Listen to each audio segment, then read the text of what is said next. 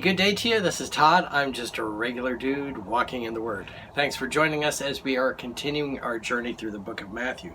Today we are starting Matthew 18. You know what? And before I continue on, I might want to this. Of course, you know this is a fake background behind me, but the studio actually is in the backyard where you're going to hear noise. You're going to hear cars driving by. You're going to hear kids playing in the pool. Quite a bit. The last few episodes, there was a lot of activity going on in the pool area, which is back that way. So anyway, you'll hear those noises, but just keep that in mind. It's whatever. It's just part of living here in the studio. So today we're going to be reading from Matthew 18. I was talking about children, actually, and we have a lot of children around here. So Matthew 18, the title is "Who is the Greatest?" You notice that Jesus is dealing with the disciples at different times when they get the idea that they're going to be greatest in the kingdom. And we talked about in a couple episodes back the upside down kingdom, where what you think to be the greatest is not really what Jesus is looking for. He's looking for humility. So let's read this today, Matthew 18 verses 1 through 5. Okay, and I'm reading out of the NIV. I'm going to switch to the King James in a little bit here, but the New International Version says this. At that time, the disciples came to Jesus and asked, "Who then is the greatest in the kingdom of heaven?"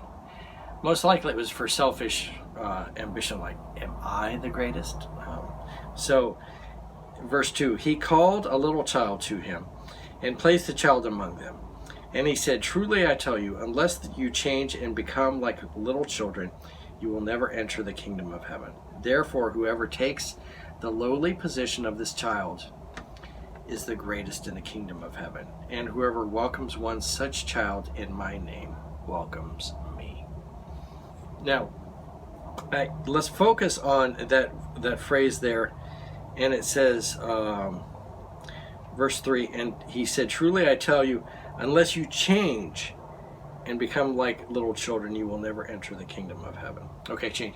And don't think that I've got to start acting like a little child, okay? That's not what Jesus is saying here. Let me read from the King James. And of course, this is a tiny Bible with tiny print here, so good thing I have my spectacles on. Let me read this. It says, "At that same time, the disciples came unto Jesus, saying, 'Who is the greatest in the kingdom of heaven?' And Jesus called a little child unto him, and set him in the midst of them, and said, Verily I say unto you, except ye be converted, and become as little children, ye shall not enter the kingdom of heaven. Whosoever therefore shall humble themselves as this little child, and the same is the greatest in the kingdom of heaven. And whosoever shall receive one such little child in my name receiveth me."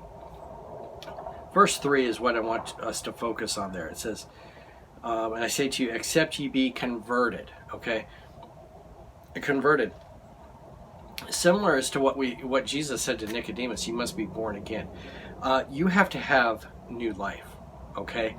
And part of that new life is giving up your old life. Your old life of, I'm proud I did this. Look at all the great things I did. Okay?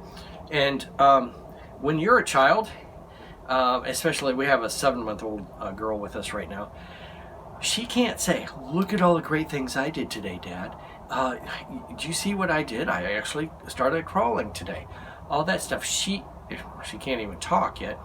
But they can't say that. They really have nothing to be prideful of. Okay, they're humble because they have to have someone take care of them. Okay, they have to have someone feed them, change their diaper, and all that. So it's a sign of complete humility.